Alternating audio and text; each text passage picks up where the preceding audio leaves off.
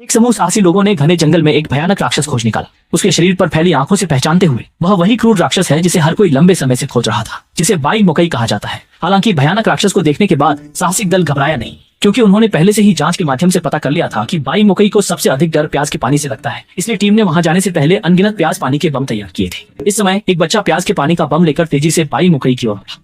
By मुकई ने स्थिति को देखते हुए अपनी लड़ाई की मुद्रा बदली, पर उसने नहीं सोचा था कि पहले बच्चे ने अपने पैर से सारी प्याज की पानी को उसके चेहरे पर ही उछाल दिया। स्थिति को बेकाबू होते देखकर दूसरा बच्चा जल्दी से आगे बढ़ा। वह अपने साथ प्याज का पानी लेकर बाई मुकई पर फेंकने चला, पर उसे तुरंत ही गिरे हुए प्याज पानी से वापस धकेल दिया गया, जिससे उसकी आंखों में प्याज का पानी चला गया और वह लड़ाई की क्षमता खो बैठा।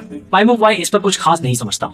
इस समय तिरस्कार सुनकर घुंघराले बालों वाला छोटा काला और सहन नहीं कर सका। वह अपनी जादुई चाल चलते हुए बाहर आए।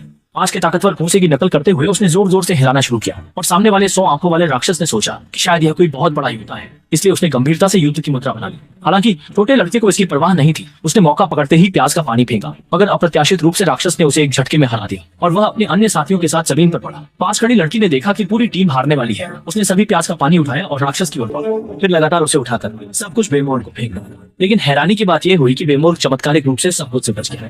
इस समय लड़की के पास केवल यही एक प्याज पानी बम बचा था, लेकिन इस अंतिम बम से भी बान मुकई आराम से बचने लगा। टूटे हुए प्याज के पानी के छींटे उसके चेहरे पर पड़ते हैं और सैकड़ों आंखों वाला बेमुकाई दर्द से चिल्लाता है।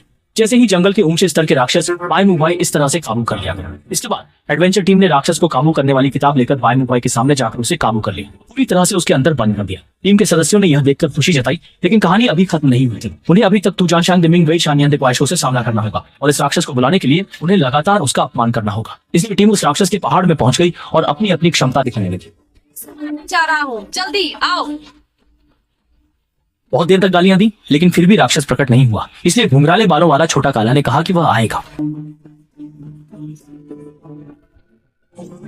ये सुनकर ग्वाइशो अंततः सहन नहीं कर सका और बाहर आ गया। गाओसू शेंजुआन करते हुए शाओदुई की ओर भागा। गाओसू शेंजुआन से उत्पन्न तूफान ने शाओदुई सदस्यों को जमीन पर गिरा दिया। चिली चाइजू रूसी कोदा देखकर शाओ नानहाई ने तुजेन उठाई और ग्वाइशो को आकर्षित करने का निर्णय लिया बचाने के लिए।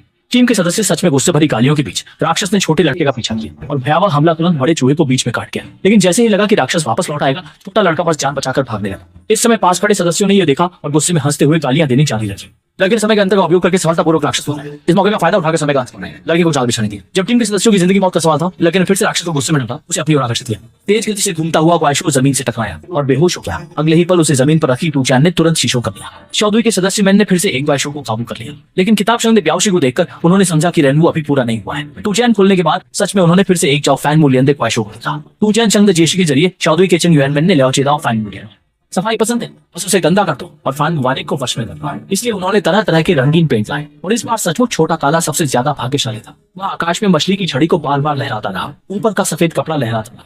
वास्तव में जल्दी ही इसने फान मुकान को आकर्षित कर दिया। छोटा काला यह देखता है, जल्दी से मछली पकड़ने की छड़ी घुमाता है और एक झटके में फान मुकान को पकड़ लेता है। लेकिन इससे फान मुकान नाराज हो जाता है। वह पीछे हटने की बजाय आगे बढ़ता है और छोटे काले को घेर लेता है, फिर हवा में खींच लिया। पास खड़े छोटे साथी ने यह देखा और जल्दी से मदद करने के लिए आगे आया, लेकिन फिर भी धीरे धीरे हवा में खींचा गया। देखते ही देखते जब ऐसा लग रहा था कि छोटा काला अब नहीं टिक पाएगा, पास की 2 लड़कियां जल्दी से पेंट गन लेकर मदद करने आई और उनके डिजाइन के कारण उन्होंने बहुत जल्दी मोकमाई को आत्मसमर्पण करवा दिया। टीम ने अब तक 3 राक्षस पकड़े हैं और आगे क्या होगा, अगला एपिसोड जल्द ही अपडेट होगा।